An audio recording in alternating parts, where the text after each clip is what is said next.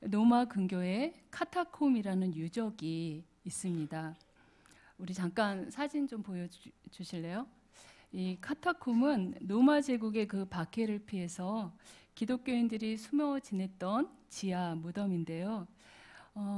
이곳에서 이 지하 무덤을 계속해서 깊이 파 내려가면서 박해를 피해서 이들이 살았는데, 얼마나 오랫동안 살았냐면 심지어 어떤 이들은 그곳에서 태어나서 세상의 빛을 한 번도 보지 못하고 그곳에서 죽어가는 이들도 있었다고 합니다.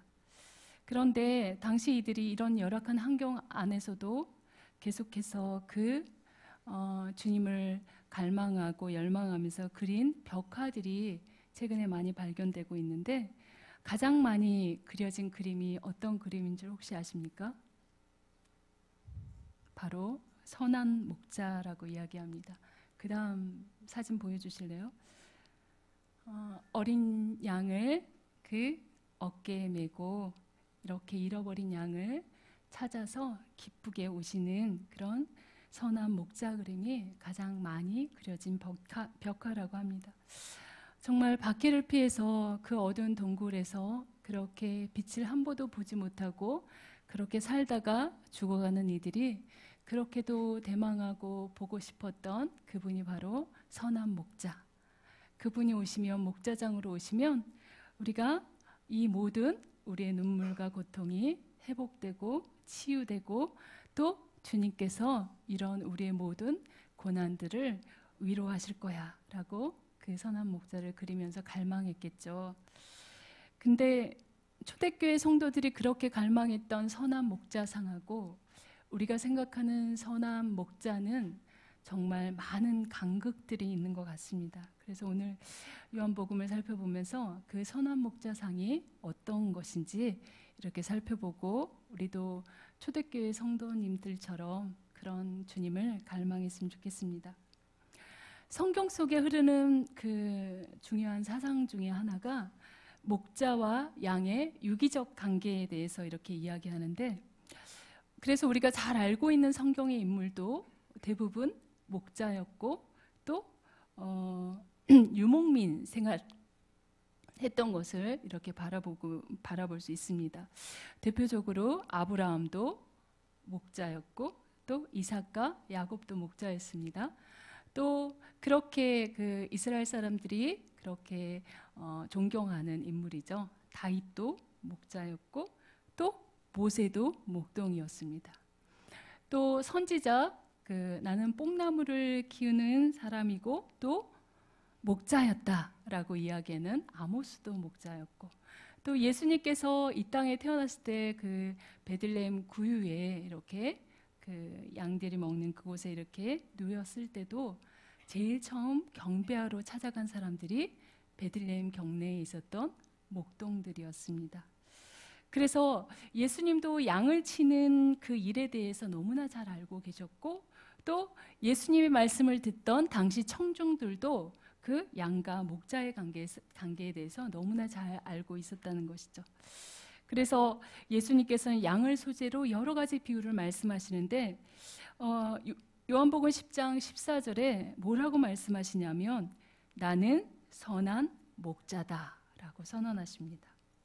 아하, 선한 목자, 정말 배려심 많고 착하고 마음씨 고운 그런 분이구나 라고 이렇게 상상해 보지만, 쉽게 그런 분이 선한 목자일까요? 마음씨도 곱고 착하신 분이시겠죠. 하지만 1세기에 그 예수님이 말씀하시던 그 당시 그 시대와 지금 2018년도니까 한 2000년 정도의 그 시간적인 갭과 또 이스라엘과 우리 한국과의 그 문화적이나 또 여러 가지 지리적인 그런 그 갭 때문에 그들이 생각하는 이 목자와 우리가 흔히 보지 못하는 이 목자에 대해서 상상하기란 정말 어려움이 이렇게 있지 않나라고 생각이 되고 참 공감이 잘 안 되죠. 우리가 생각하는 동물들은 어떤 겁니까? 정말 그 양을 위해서 그 자기의 목숨까지 버리는 그런 목자의 이미지가 쉽게 떠오르지 않죠. 시골에 가면 소나 또 돼지, 닭, 또 하물며 멍멍이까지 모두 다 밥상에 올라오는 그런 주 재료이기 때문에 어떻게 그것들을 위해서 목숨까지 버리지? 라고 가히 상상할 수가 없죠. 그래서 예수님에 대한 나는 선한 목자다라는 이 자기 선언에 대해서 쉽게 공감해 줄 수 없는 그런 용어예요. 그래서 우리가 이해를 돕기 위해서 잠깐 그 배경을 좀 살펴보면 이스라엘의 그 기후는 우리와 전혀 다릅니다. 우리는 여름에 굉장히 비가 많이 오고 겨울에는 건조해서 산불이 많이 나죠. 하지만 이스라엘은 반대로 생각하면 돼요. 여름에는 비가 한 방울도 내리지 않는 건기, 겨울에는 비가 많이 와서 이렇게 우기철이라고 이야기합니다. 그래서 겨울에는 우기에는 비가 많이 오기 때문에 이렇게 집 가까운 곳에서도 쉽게 저 풀을 찾을 수가 있어서 키울 수 있지만 여름에 건기가 찾아오면 이게 바짝 말라버리죠. 그래서 그 목자들은 그 양들의 그 꼴을 얻기 위해서 제법 먼 거리까지 그렇게 양떼들을 몰고 가야 됩니다. 그런데 밤낮 들에서 이렇게 양들과 함께 생활하는데 먼 거리에 가도 건기 때는 그 어디에 풀이 있냐면 오아시스 주변에, 그 수원지 주변에 밤에 이슬이 떨어지면 그 이슬을 먹고 새싹들이 뾰족히 아주 작게 이렇게 나는데 그것을 양들이 뜯어먹어요. 그러면 양들이 조금 뜯어먹으면 그게 벌써 바닥이 났겠죠. 그러면 또 풍성하지 못하니까 또 다른 곳으로 이동해야 되고 또 다른 곳으로 이동해야 되고, 그리고 광야의 여름은 얼마나 더운지 오전 10시만 되면 섭씨 50도가 넘어서 아주 장렬한 용광로로 변하는 곳입니다. 그래서 쉽게 오아시스를 빨리 찾지 못하면 그곳에서 어떻게 하죠? 탈수증으로 죽음도 불사하는 곳이 바로 그런 광야에 그런 양떼들을 데리고 계속해서 이동하는데, 오늘날에도 이스라엘 주변에 이렇게 헤브론이나 또 요르단 근처에 목동들이 있는데 그 목동들을 베두인족이라고 합니다. 근데 그 베두인족도 양떼를 먹이기 위해서 1년에 평균적으로 2,400km를 옮겨 다녀야지만 이 양떼들에게 풀을 제공하고 먹일 수 있다라고 이야기합니다. 그러니까 우리가 생각하는 이 푸른 초장과 실만한 물가에서 아주 풍성한 꼴을 먹고 그 목자는 한가롭게 그 옆에서 사랑스러운 눈초리로 양떼들을 보면서 어서 먹어라 하는 그런 이미지의 그런 목자와 양이 아니라는 거죠. 아주 풀 한 폭이 자라기 힘든 그런 곳에서, 척박한 곳에서 돌밭을 헤매면서 다니면서 그런 환경에서 양떼들을 먹이기 위해서 옮겨 다니는, 밤낮 쉼없이 척박한 그 환경들과 싸워야 되고 밤에는 또 양들을 노리는 맹수들과 싸워서 양들을 지켜내야 되는 그런 목자가 선한 목자라는 것이죠. 그래서 우리가 생각하는 그 목자의 이미지보다는 이 목자는 아주 강인하고 전사와 같은 그런 이미지가 선한 목자라는 것을 알게 됩니다. 또 양들은 어떻습니까?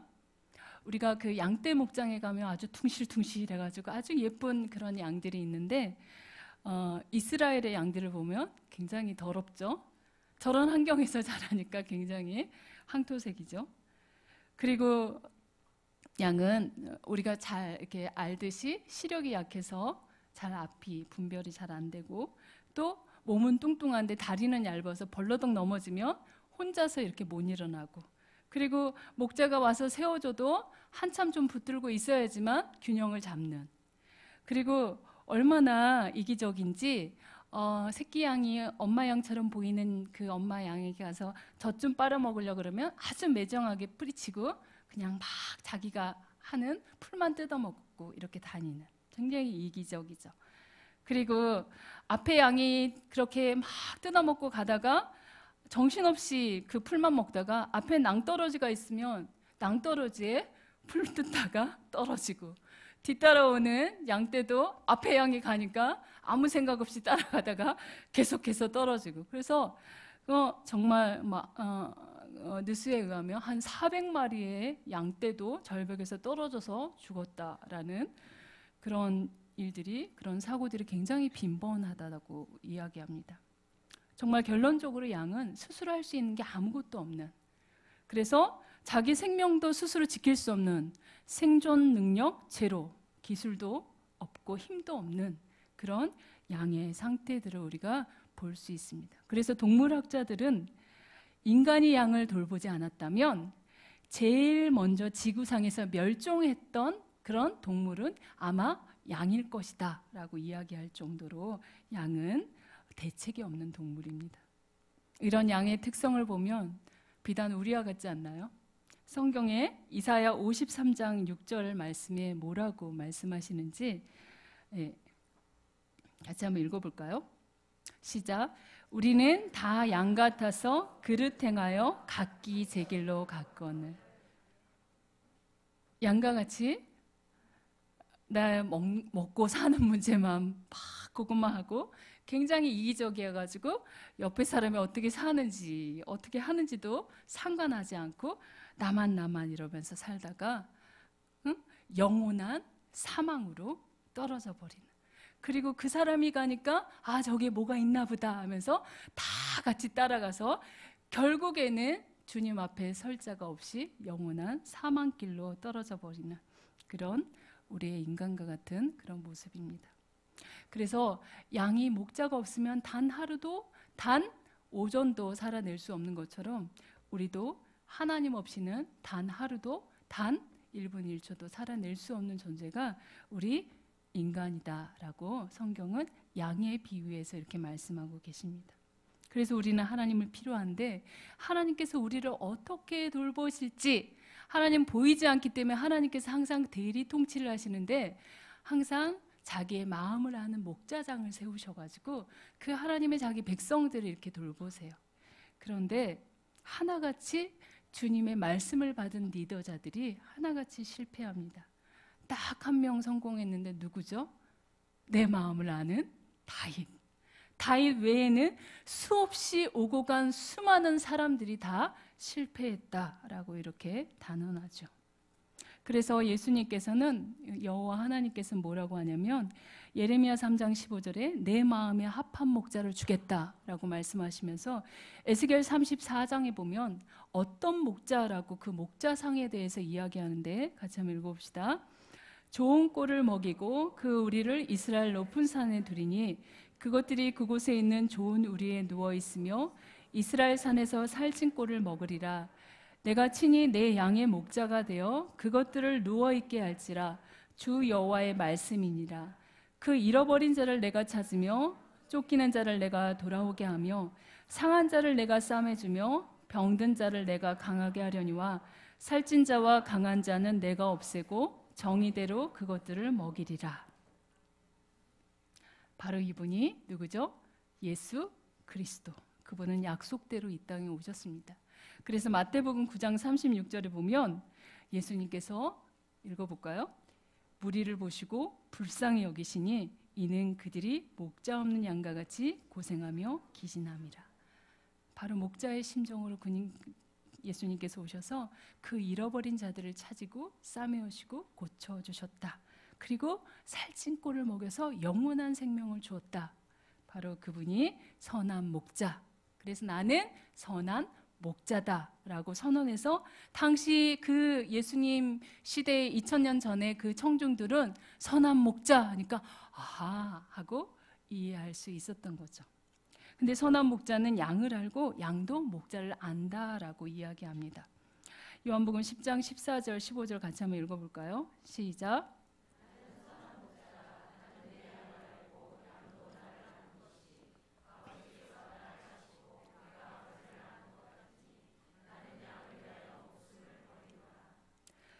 네, 실제로 양은 누구를 안다고요?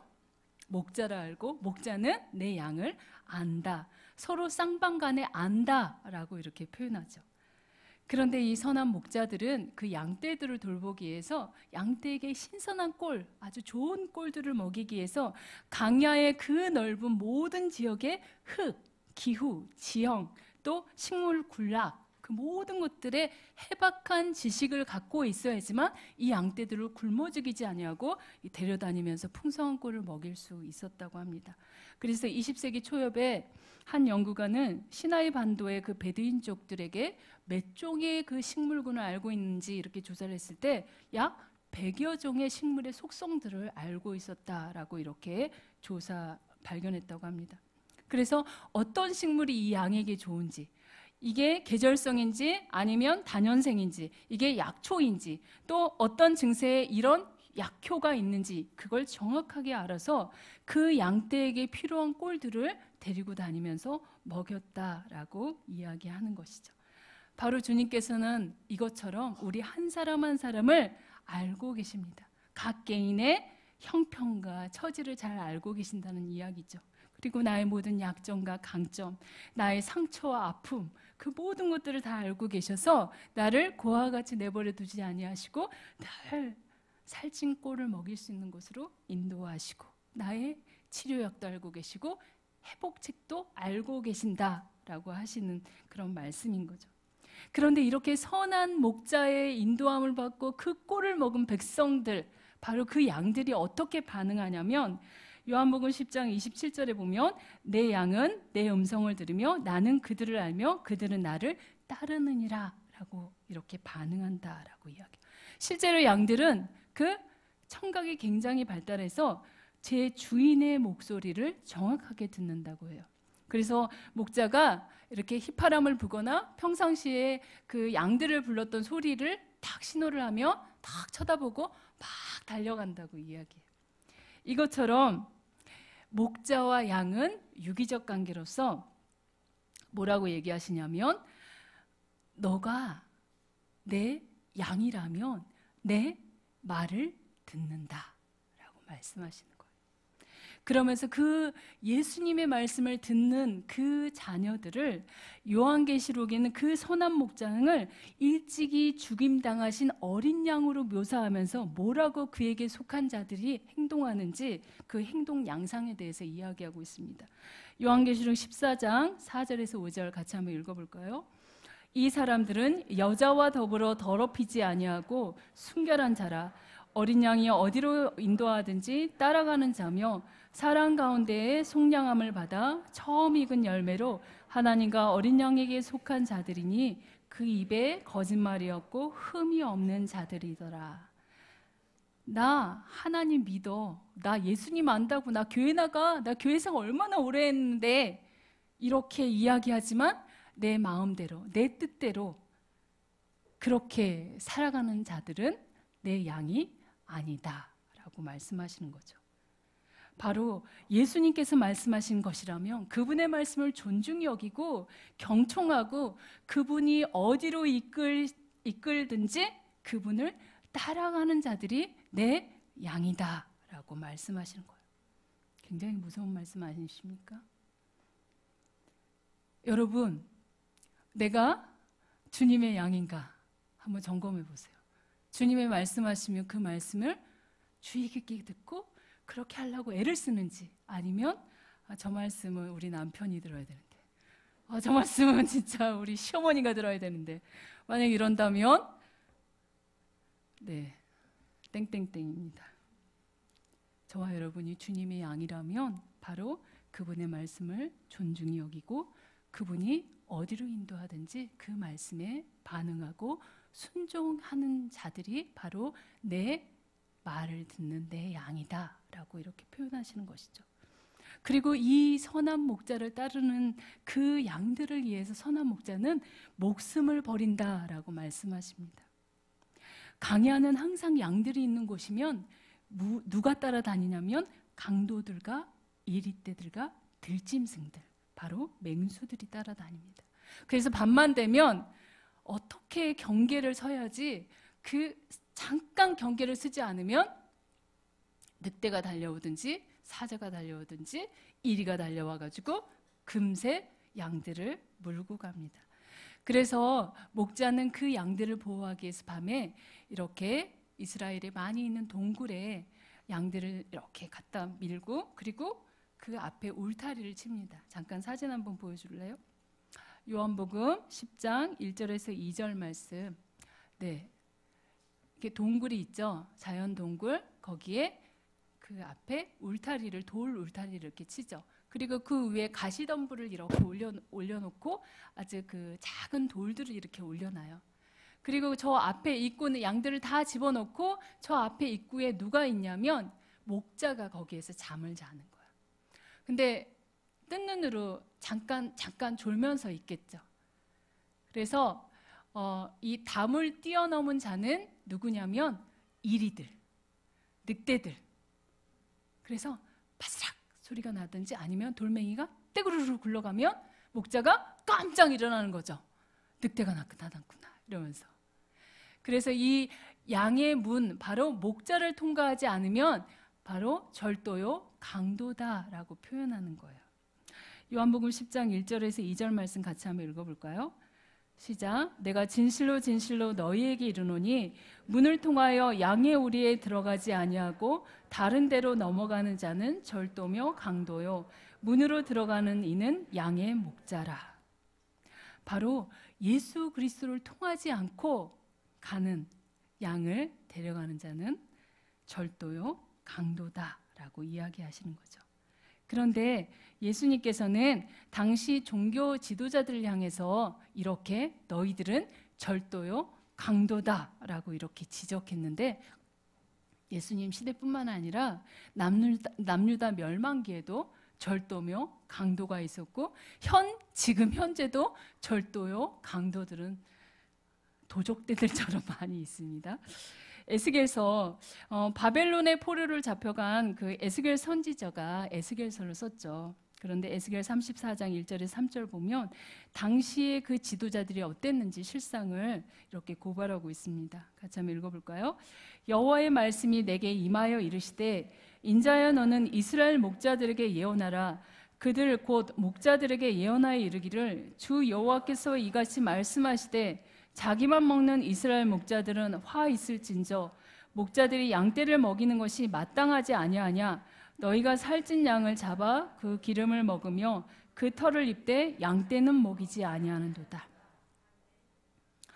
바로 주님께서 목자로 세워주신 그 지도자들, 리더십들이 토실토실한 양들을 잡아먹고 또 양털로 만든 옷들을 입고 그렇게 자기가 유익은 다 얻는데 그 양들을 위해서 전혀 돌보지 않았다라고 이렇게 질책하시죠.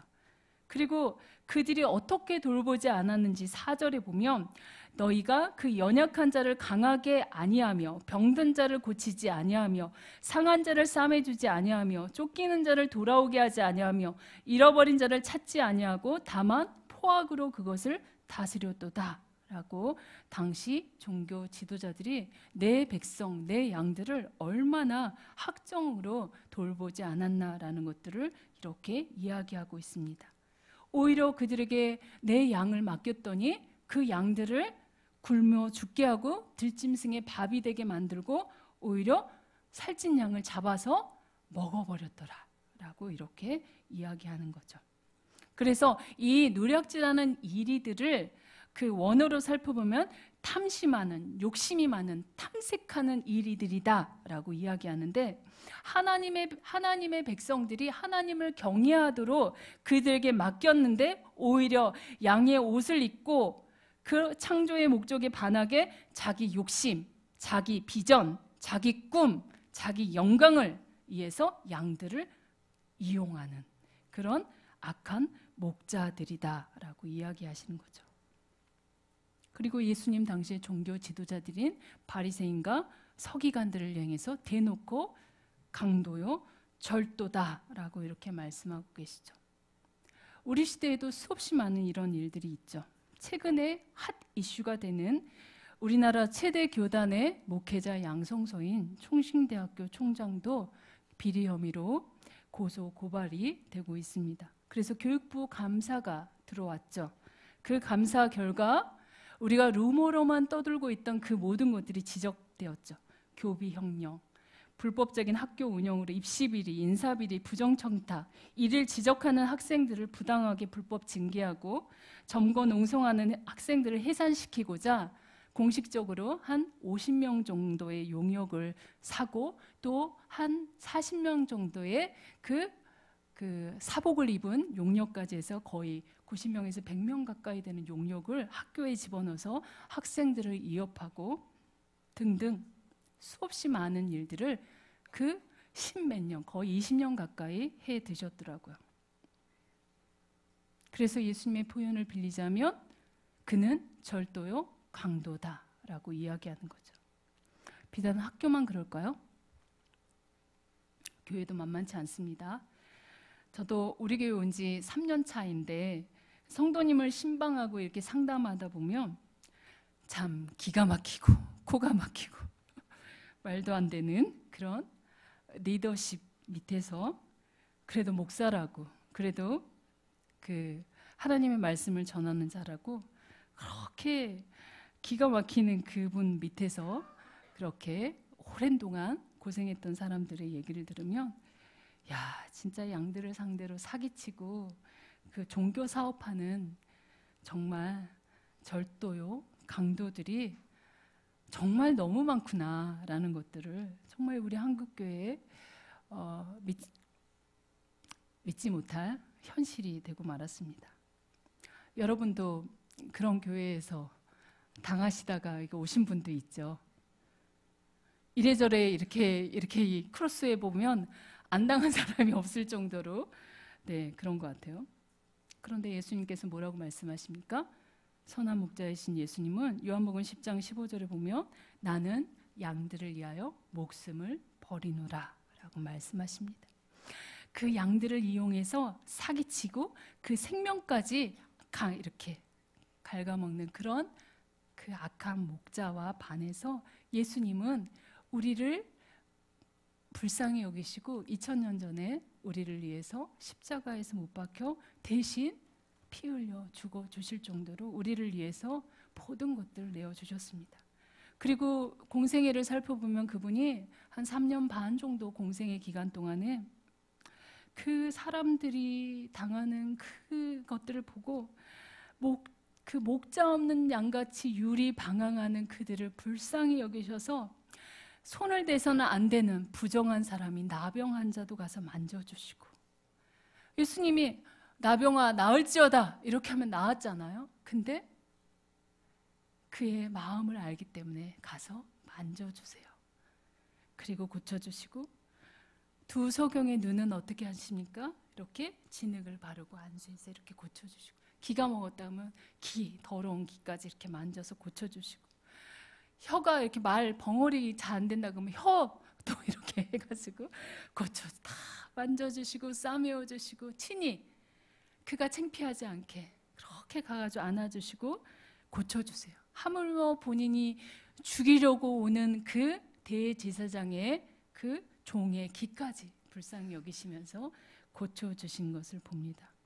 철저하게 목자의 심정으로 가난한 자나 부자나 낮은 사람이나 높은 사람이나 천한 사람이나 귀한 사람 만날 그 다 가리지 아니하고 어떻게 하십니까? 그분은 부지런히 찾아가서 이렇게 그 싸매주시고 회복시켜 주신 것을 바라봅니다. 그러면서 그분 밑에서 이렇게 함께 그분의 사역들을 지켜봤던 그분이 나와 함께하기 위해서 이렇게 뽑았던 제자들이 어떻게 합니까? 제자들에게 그 목자의 사명을 주님께서 부여하시죠. 마태복음 10장 7절 8절 보면 같이 한번 읽어볼까요? 가면서 전파하여 말하되 천국이 가까이 왔다 하고 병든 자를 고치며 죽은 자를 살리며 나병한 자를 깨끗하게 하며 귀신을 쫓아내되 너희가 거저 받았으니 거저 주라. 예수님께서 제자들을 둘씩 이렇게 짝지어가지고 이렇게 보내서 양떼에게 가서 천국이 가까웠어, 회개하고 복음을 믿어라 라고 이야기하면서 병든 자 있으면 예수 그리스도의 이름의 능력으로 고치고, 죽은 자는 살리고, 나병한 자는 깨끗하게 하고, 더러운 귀신은 예수 그리스도의 이름 명하느니 더러운 귀신아 나갈지어다 라고 선포하고 치유해라 라고 말씀하시면서 그곳에 하나님의 나라가 임하도록 그렇게 제자들을 보냈습니다. 저와 여러분도 어떻습니까? 우리는 제자훈련하는 한 교회죠. 제자훈련 받으신 분, 제자훈련 중이신 분. 나 사역훈련도 했어요. 이래봬도 네, 순장님으로 좀 섬겨주시면 어떨까요? 저는 순장 아직 준비가 안 돼가지고요. 네, 수없이 많은 거절감을 당했습니다. 제자래매요. 네, 제자래매요. 이 목자의 심정을 통할 사람이 눈 씻고 찾아봐도 없다라고 말씀하시는 거죠. 그래서 이 목자의 심정을 가지고 그 잃어버린 양들을 한 명 한 명 쫓아다니면서 그들을 돌보면서 그 주님과 비밀을 나누고 교제할 사람이 없다라고 그렇게 하나님 말씀하십니다. 그리고 우리가 매번 실패하고 넘어지죠. 하지만 주님께서는 끊임없이 우리를 격려하십니다. 너 할 수 있어. 예를 들어 볼까요? 요한복음 21장 15절에서 23절 보면 부활하신 예수님께서 실패하신 그 제자 베드로를 찾아오십니다. 그러면서 뭐라고 합니까? 내가 너를 사랑하느냐? 네, 주님 사랑해요. 내 어린 양을 먹여라. 내가 너를 사랑하느냐? 주님 사랑하죠. 내 양을 치라. 다시 한번 3번 물어보죠. 내가 너를 사랑하느냐? 그러니까 근심하여. 네, 주님이 아십니다. 내 양을 먹여라 라고 이렇게 당부하시죠. 바로 예수님을 사랑한다면, 그분을 따르는 제자라면 바로 목자가 되라 라고 말씀하시는 거죠. 그래서 한낮에 더위와 싸우고 한밤에 추위와 싸우며 또 악한 일이나 들짐승에게 잡혀간 것을 쫓아가서 그 입에서 건져오며 그 상한 자를 싸매어지고 치유하고 회복해라 라고 주님은 우리에게 당부하신다라는 말씀이죠. 그래서 우리에게 맡겨주신 교사라면 어린아이들에게 하나님의 말씀을 부지런히 가르쳐야 되고, 우리 자녀들에게 하나님의 말씀을 부지런히 가르치는 게 주님 사랑해요 라는 표현이라는 거죠. 100번, 200번, 1000번, 10,000번을 주님 사랑합니다. 주여 받으시옵소서. 이게 사랑이 아니라 뭐가 사랑이라고요? 부지런히 하나님의 말씀으로 가르치는 것.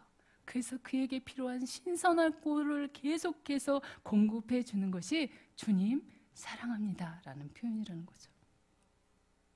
이렇게 날마다 깨어서 그렇게 애쓰고 힘쓴 그 목자들에게 주님께서 뭐라고 하시냐면, 마태복음 24장은 주님께서 종말장이라고 해서 다시 오실 그런 예언의 말씀입니다. 마태복음 24장 45절 47절 같이 한번 읽어볼까요? 시작. 충성되고 지혜 있는 종이 되어 주인에게 그 집 사람들을 맡아 때를 따라 양식을 나눠줄 자가 누구냐? 주인이 올 때 그 종이 이렇게 하는 것을 보면 그 종이 복이 있으리로다. 내가 진실로 너희에게 이르노니 주인이 그의 모든 소유를 그에게 맡기리라.